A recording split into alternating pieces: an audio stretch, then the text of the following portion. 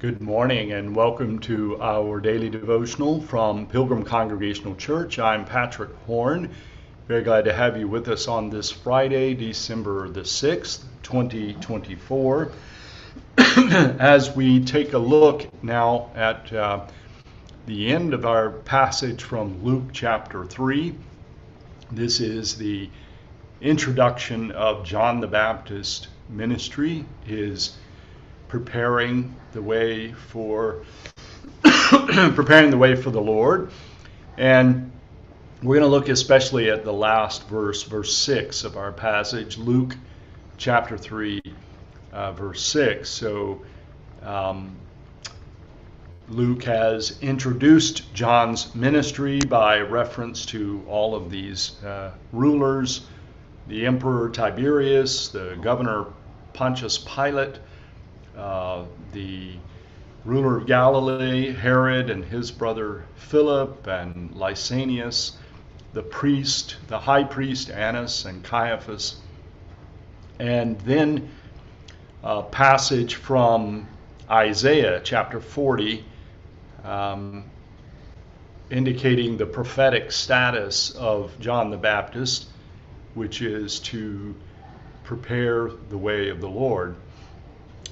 Then the last verse, which is a quote from Isaiah 40, and all flesh shall see the salvation of God.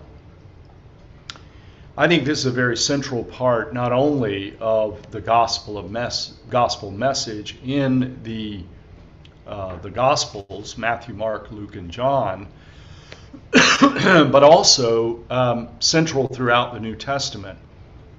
This notion that salvation is for everyone, in fact, for the whole of creation. You will often hear me in services and prayers to speak about all of creation, all humanity, all people. This is very much a reflection of the Gospel of Luke, all the Gospels, but the Gospel of Luke is particularly important in this respect.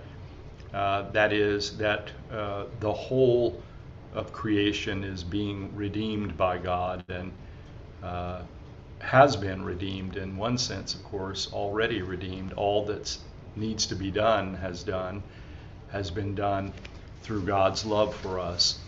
So, incredible message, one that's very difficult for us to accept. Most of us want to think that there's something conditional about God's love. That is, we've got to do something to earn God's love, or we have to do something to make it all right. But this is not the message of Luke. This is all being done for the whole of creation, for all of us, regardless of how we respond. It doesn't mean our responses are not important, of course, and they're very much tied, for Luke, very much tied to ethical responses. But in terms of God's love for the whole of creation, that is completely unconditioned. Very difficult for us to accept that. But my prayer for you in this season of Advent is that you will be able to do so. Let's close with this prayer, going back to the Temple, a book of prayer by W.E. Orchard. The river finds its way, however slowly, to the sea. The birds of the heaven know their appointed seasons, but how slow our feet to turn to thee. When we turn to thee, it is often late, so late. Our feet failing, the storm driving us, and only when we have tried all other ways, drunk of every broken cistern, consulted many physicians, and found ourselves nothing better, but rather worse, do we turn to thee. Oh, the mercy that thou receivest us even then. Yet some of us must travel farther before we turn again. Not yet are we sure that some fruit of pleasure, some drug of sin may not be the medicine we need. We have not yet lost all hope in ourselves.